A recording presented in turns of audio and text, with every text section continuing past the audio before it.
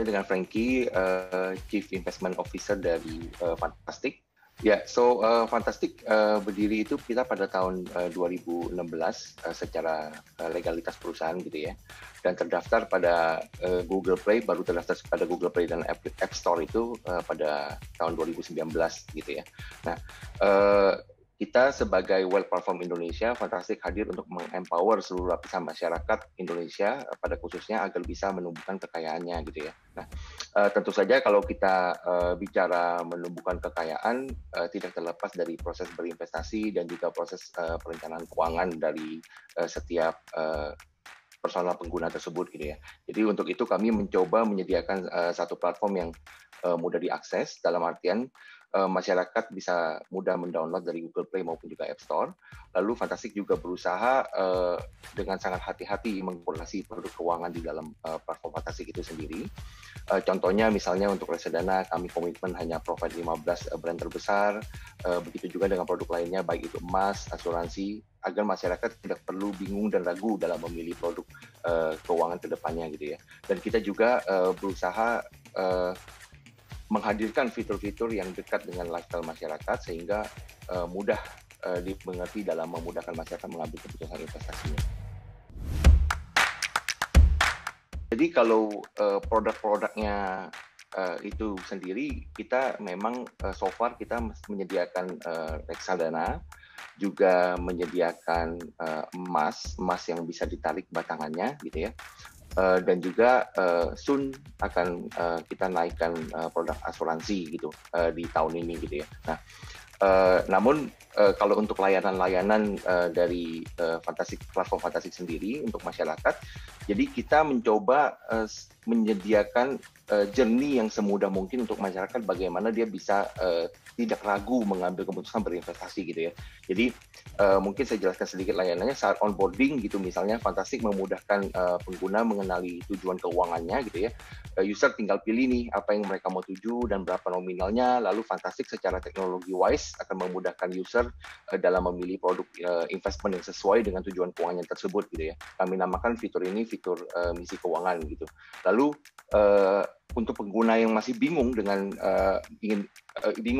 masih bingung untuk memulai dari mana, kita juga menyediakan fitur konsultasi di mana user dapat melakukan scheduling jadwal konsultasi live dengan advisor independen apabila ingin go deep ke tujuan keuangan masing-masing user maupun mengenai detail produk itu sendiri gitu ya. Nah, lalu juga kalau kita bicara menumbuhkan kekayaan, pastinya perlu mengetahui detail pengeluaran dan pemasukan.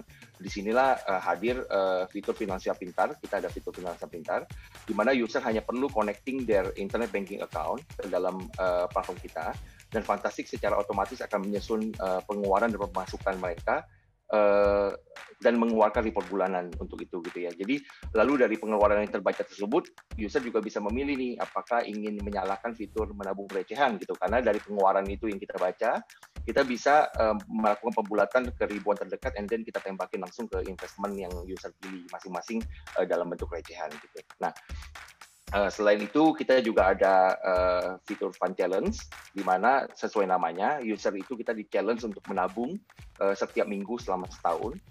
Yang sebenarnya kalau user cuma perlu ikutin notifikasi dan langsung bayar aja, kalau user ikutin itu selama setahun, tanpa terasa dia sudah memiliki 10 juta di dalam tabungan dalam setahun. Gitu.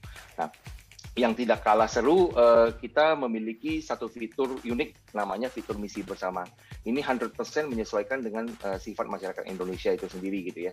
Jadi pengguna bisa ngajak teman-teman atau saudara-saudaranya rame-rame menabung misi yang sama. Nah, misal kita mau misi ke Singapura bareng-bareng atau misi misalnya menabung umrah bareng-bareng gitu ya, di mana per orang harus kumpulkan sekian rupiah gitu. Nah, ramai-ramai itu bisa saling ngintip tuh masing-masing orang yang kita ajak apakah sudah nabung produk apa, lalu nabungnya berapa, siapa aja yang udah mulai nabung, dan menariknya adalah setiap ada salah satu yang melakukan tabung, yang lain akan dinotif apakah ingin menabung hal yang sama. Jadi semacam social investing gitulah. Ya, Fantastic juga memiliki satu fitur khusus produk syariah, di mana seluruh produk dalam fitur tersebut sudah kami filter khusus untuk produk-produk syariah aja gitu ya. Dan tentunya nanti ke depan akan banyak keluar fitur-fitur lainnya yang akan terus menyesuaikan dengan kebutuhan masyarakat Indonesia.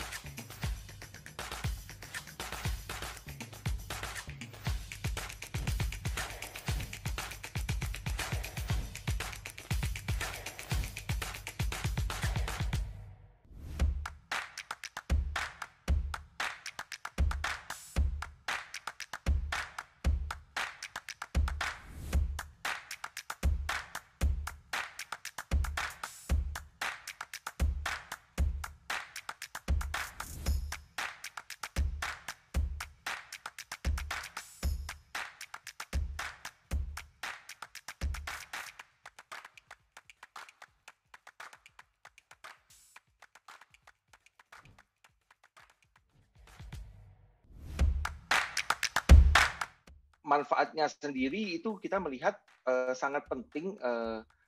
Jadi user itu dengan menggunakan jasa kita bisa memperoleh kemudahan dalam menumbuhkan kekayaannya, itu yang paling pertama. Dan dalam mengambil, dan tentu saja memudahkan mereka dalam mengambil keputusan berinvestasi gitu ya. Nah, hal ini tentu memiliki impact positif ke dalam kehidupan pengguna gitu, di mana financial well-being akan tercapai karena semua tujuan keuangannya itu sudah direncanakan dan sudah diketahui kira-kira kapan akan bisa tercapai.